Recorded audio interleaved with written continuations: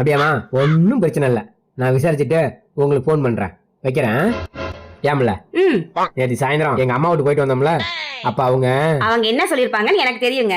என்ன சொல்லிருப்பாங்கன்னா, நேத்துக்கு என் மருமகளை கூட்டிட்டு வந்திருந்தீல்ல, அவ அவ்வளவு அழகா இருந்தாடா, செக்கச்சவேன்னு. அவளை நல்லபடியா பாத்துக்கடா, அவ ஒன்னால ஒரு சொட்டு கண்ணீர் கூட விடவே கூடாதுடா அப்படின்னு சொல்லிருப்பாங்க. அதெல்லாம் ஒண்ணும் சொல்லல. நாம அங்க இருந்து வந்ததுக்கு அப்புறம் அவங்க வச்சிருந்த பர்ஸை காணுமோ. ஓ, அப்ப என்னை திருடிங்கிறீங்க. உங்க வீட்டுல ஒரு பொருள் காணோம்னா அன்னைக்கு யாரு வந்துட்டு போனாங்களோ அவங்க தான் அந்த பொருளை எடுத்துட்டு போயிருக்காங்க. ஏன் அன்னைக்கு நான் தான் உங்க வீட்டுக்கு கொண்டு போனா வேற யாருமே வந்துட்டு போயிருக்க மாட்டாங்களா? அப்புறம் வேற என்ன காணாமா? கிச்சன்ல பருப்பு கடையிற மத்த காணாமான்னு கேளு. இல்ல அவங்களோட பாவாடை காணாமா, இல்ல ஜாக்கெட் காணாமா, என்னென்ன காணாமோ என்கிட்ட கேளுங்க எல்லாம். எங்களை பத்தில என்ன நினைச்சிட்டு இருக்கீங்க? நாங்களாம் கௌரவமான பரம்பரை தெரியுமா? எங்க மேல ஒரு பழி வந்துட்டாலும் நாங்களாம் நாண்டு தொங்கிடுவோம் தெரியுமா? அப்படியே அந்த குடும்பம் நாங்க. பேசிட்டியா? பேசி முடிச்சிட்டியா? சொல்லுங்க. நான் பேசட்டுமா? பணத்தை வேணாலும் வச்சுக்க சொல்லு. ஆதார் கார்டும் ரேஷன் கார்டும்